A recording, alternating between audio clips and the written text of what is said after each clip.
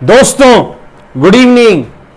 अच्छा भाई, आज जो है मार्केट में बिल्कुल एक कंसोलिडेशन का दिन देखने को मिला है दोस्तों। बिल्कुल एक टाइम पास। क्यों हुआ है टाइम पास? क्योंकि कल एक्सपायरी में बड़ा खेल होने वाला है, बड़ा कांड होने वाला है, बड़ी चाल आने वाली है, बड़ा धमाका होने वाला है।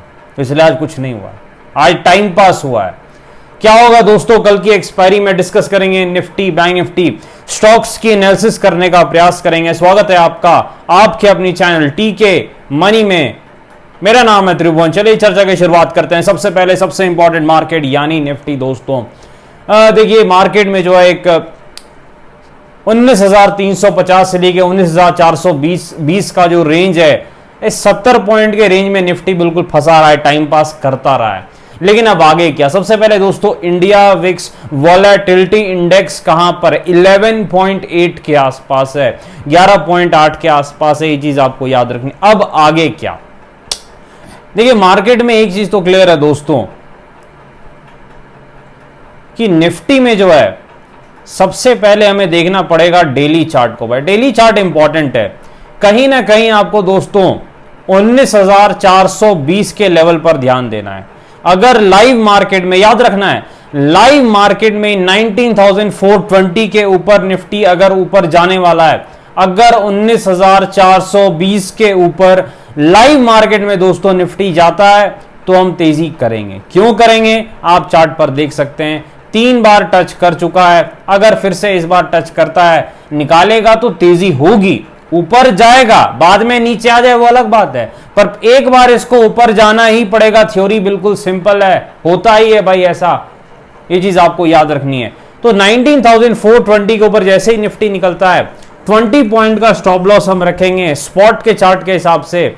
और हमारा पहला टारगेट 19,520 के आसपास रहने वाला है। 19,520 के आसपास जो है, जो कि मानसिक लेवल है 19,500, यहां पर कॉल राइटर्स बैठे हुए हैं, वही हमारा टारगेट रहने वाला है। यानी 20 पॉइंट का स्टॉप लॉस और लगभग 80 से 100 पॉइंट का प्रॉफिट हम देख रहे हैं यहां पर। ये चीज आपको याद रखनी है।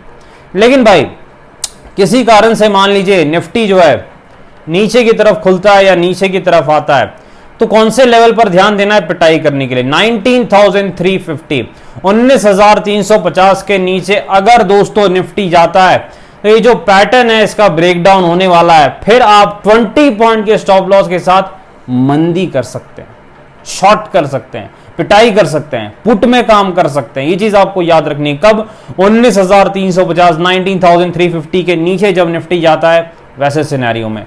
और आपका टारगेट क्या रहेगा भाई? देखिए जो आपका टारगेट रहने वाला है, पहला सपोर्ट जो है निफ्टी का 19,270 के आसपास जो है, 19,270 के आसपास का जो एरिया है, ये आपका पहला टारगेट रहने वाला है जब आप शॉर्ट करेंगे 19,350 के नीचे। यानी लगभग 80 से 100 पॉइंट जो यहां भी आपको मंदी में भी मिल सकता है। ये चीज आपको ध्यान रखनी है। दूसरी इंपॉर्टेंट चीज क्या है?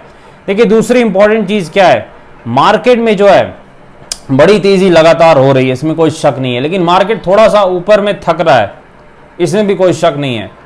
तो ये चीज आपको ध्यान देनी है। ऊपर के लेवल पर जैसे ही रेजिस्टेंस के आसपास एम पैटर्न आपको दिखता है, रेजिस्टेंस के आसपास यानी कहां? 500 550 के बीच में, 19,500 550 के बीच में अगर एम पैटर्न आपको दिखता है तो आप शॉर्ट कर सकते हैं। यहां पर आपका स्टॉप लॉस पॉलिसी वही रहेगी, लगभग 20-30 पॉइंट के आसपास का स्टॉप लॉस और 100+ पॉइंट का टारगेट ले सकते हैं।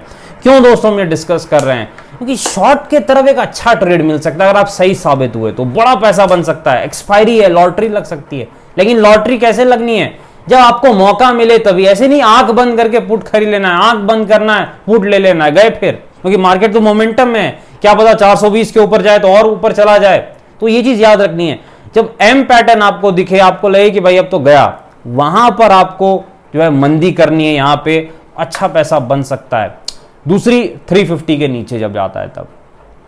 बाकी आपको पता है दोस्तों WRM पैटर्न स्ट्रेटजी, 20 पॉइंट का स्टॉप लॉस, 70 पॉइंट का टारगेट आप लेके चल सकते हैं। नहीं भाई 30 पॉइंट का स्टॉप लॉस, 100 पॉइंट का टारगेट आप लेके चल सकते हो। क्योंकि विक्स बढ़ रहा है और अगर गिरेगा तो विक्स और बढ़ेगा। ये चीज आपको याद रखनी है कि मार्केट भी काफी ऊपर भाग चुका है तो स्टॉप लॉस बड़ा करना पड़ेगा। जी हाँ, 30 पॉइंट का स्टॉप लॉस और 100 पॉइंट का टारगेट बेस्ट रहेगा ऐसे सिनेरियो में। चीज आपको याद रखनी है। चलिए चलते हैं निफ्टी बैंक के पास दोस्तों।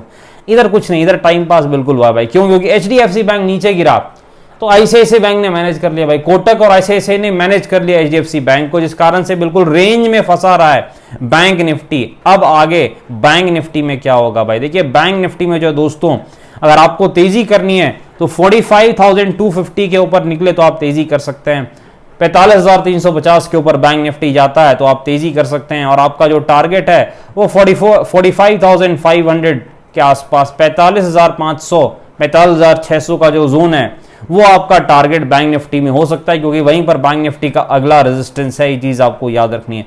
बैंक निफ्टी ने शॉर्ट कब करना है, मंदी कब करनी है, 45,100 के नीचे, 45,100 के नीचे जब बैंक निफ्टी जाता है तो हम मंदी कर सकते हैं, शॉर्ट कर सकते हैं, ये चीज आपको याद रखनी है। यहां भी WRM पैटर्न स्ट्रेटजी आप फॉलो कर सकते हैं, 60 पॉइंट का स्टॉप लॉस, 250 पॉइंट का टारगेट आप लेके चल सकते हैं। चलिए यहां पर चलते हैं दोस्तों स्टॉक्स में। सबसे पहले डिक्सॉन टेक्नोलॉजी के पास चलते हैं। इधर प्रॉफिट बुकिंग दिख रही है भाई, 4700 के आसपास रेजिस्टेंस है, पहला सपोर्ट 4000 के आसपास है, 4000 के आसपास है डिक्सॉन का। वहां जाने के बाद थोड़ा ये बाउंस बैक दिखाएगा, क्योंकि नीचे से बहुत ज्यादा भागा है डिक्सॉन भाई।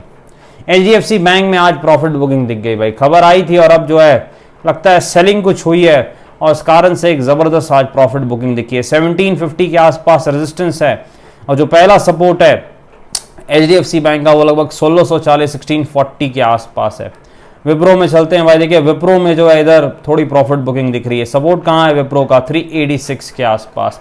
रिलायंस इंडस्ट्रीज बिग बॉय नहीं चल रहा है भाई, बिग बॉय बिल्कुल नहीं चल रहा है, मार्केट बिना बिग बॉय के चला है, ये चीज आपको याद रखनी है। बिग बॉय चलेगा तो फिर मजा आ जाएगा। बिग बॉय देखिए रिलायंस 2630 के ऊपर अगर निकलता है तो ये 2700 के आसपास जा सकता है, इसका अगला रेजिस्टेंस वहीं पर है। और जो सपोर्ट है रिलायंस इंडस्ट्रीज का दोस्तों वो लगभग 2470 2470 के आसपास है। डिस्क्लेमर आपको पता है दोस्तों, वीडियो एजुकेशन और इन्फॉर्मेशन पर्पस के लिए फाइनेंशियल एडवाइजर से बातचीत करके फिल्म बाजार में काफी जोखिम है, थोड़ा ध्यान से काम करें। धन्यवाद।